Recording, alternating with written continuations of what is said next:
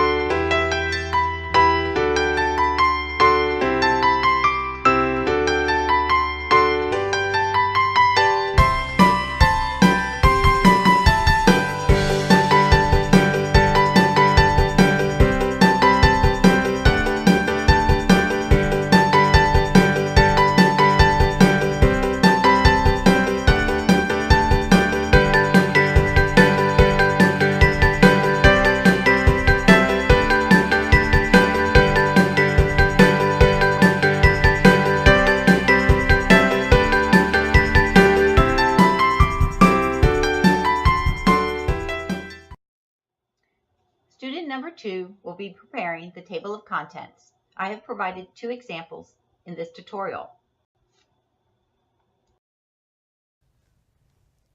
On occasion, you might want to add a table of contents to your document, especially if it's something like a book manuscript or maybe an annual report.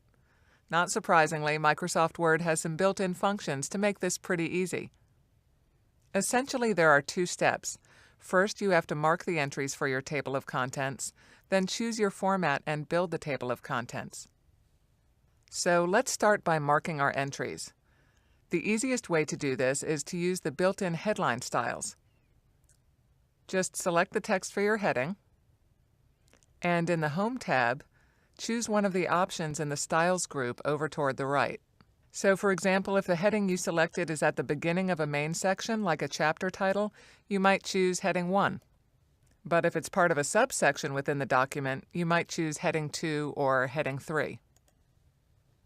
Once you've gone through your whole document and marked all of the appropriate headings, you can build your table of contents.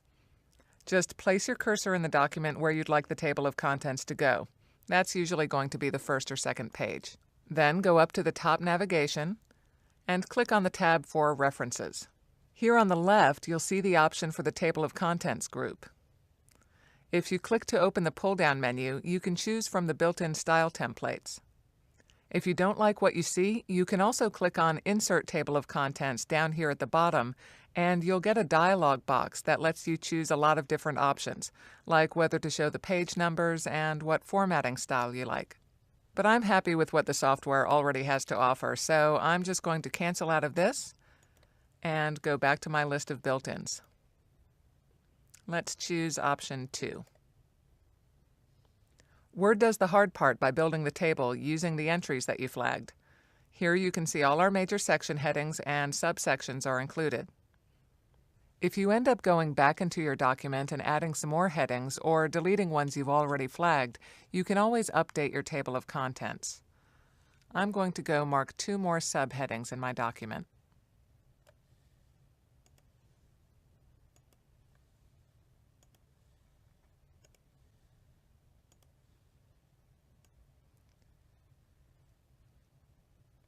Just go back up to the Table of Contents group in the References tab and click on the option to Update Table. I'm going to update the entire table and click OK. You'll see the Table of Contents reflects those changes. And that's really all it takes. Microsoft Word does the heavy lifting.